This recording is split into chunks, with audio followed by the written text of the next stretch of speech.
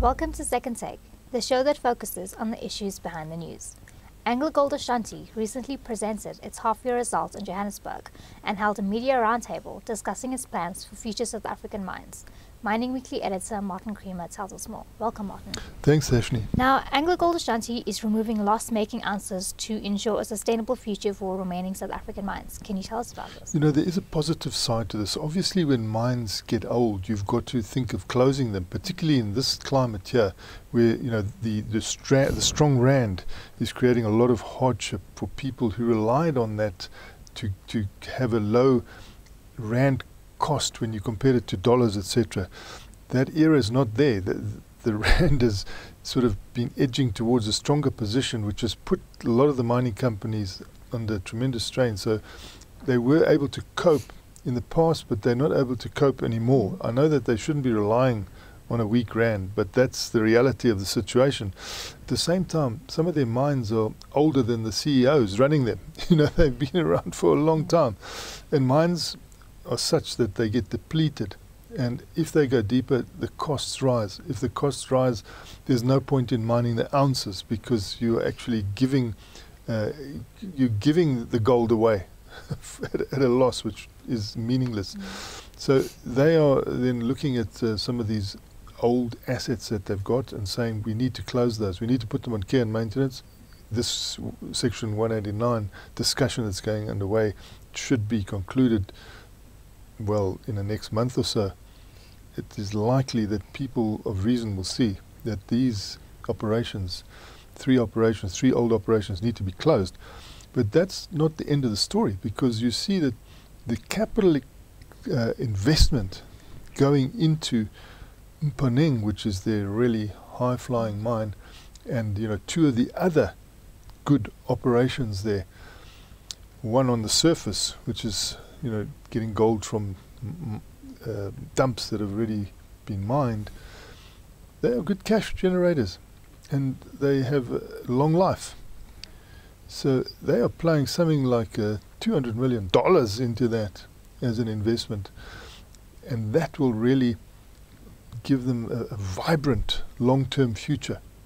So it's a twin situation here. You've got a closure of the old and a vibrancy and a sustainability and a funding of the new, which says to us that deep need not be a fear either, because Mponeng is the deepest mine in the world, and, you know, they want to go deeper there and create a whole new paradigm around depth, which they think they can cope with. Because they've been doing a lot of research into, you know, the boring of gold rather than blasting, etc. And they resulted in coming across a very high-strength backfill. So when you remove that gold through the boring process into the reef, you backfill with high-strength cementitious material, so that Mother Nature doesn't know anything's happened, and it becomes safe.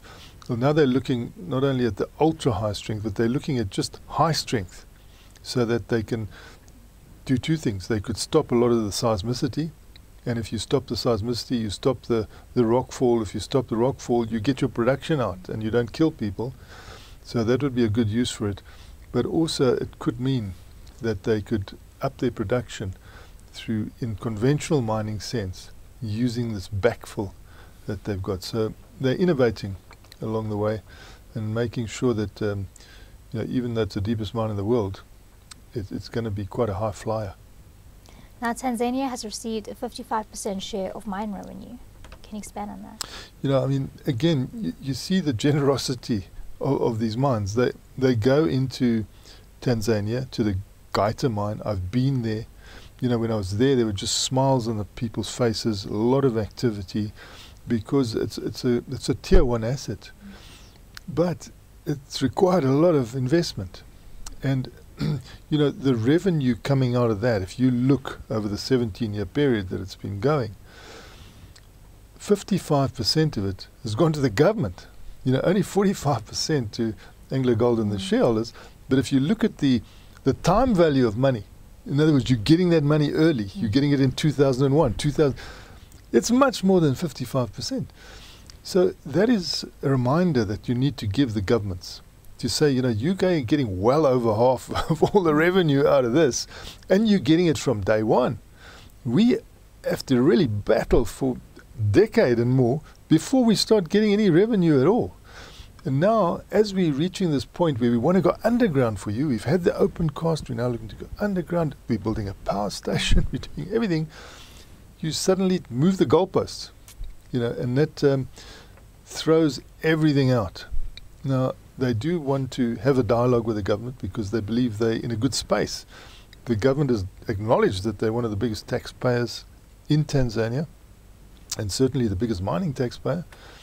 They've been forced to pay some of these extra royalties, which is a strain as it is, but they want to dialogue with them and say, look, we need to have the similar new agreement to the one we had when we started here, which gave us so much confidence to work here, because it looked like everything was predictable. Now there's this unpredictability. Let's make it predictable again in the new setup. We want to dialogue with you. That I hope takes place, but they cannot risk that. So at the same time, they've gone on a two-track way of doing things. Yes, we'll talk, but we'll also go through an arbitration process to mitigate the risk, because it's all very well saying we're going to sit down and discuss, but the way this new legislation has been pushed through at such a fast rate, you wonder what the mood is of the government. And you see in Obuasi, where they had a similar problem with the previous government. Governments change. Now there's a new government in Ghana, and Obuasi is looking in a much better position. They've made sure that the illegal mining is stopped, and the new paradigm of mining can be prepared for. They can start developing for the new mine. And then it shows you how quickly that can change with the government. These mines go on. Governments change. I mean, they had a similar problem in Seguri, in Guinea. And you can see now Seguri is a star performer. So once you get over these legislative hurdles, normally you can get back to good prosperity. But in Tanzania at the moment, they're just reminding the government of how much they've got out of this thing compared with what the shareholders have got, which means that the government has got the lion's share. Now, the company is virtually at the halfway mark to meet full year guidance and has also set a new record. Can you tell us about this? That is great. You can see that in the second quarter, they did very well. In South Africa as well, because they'd had a slow first quarter.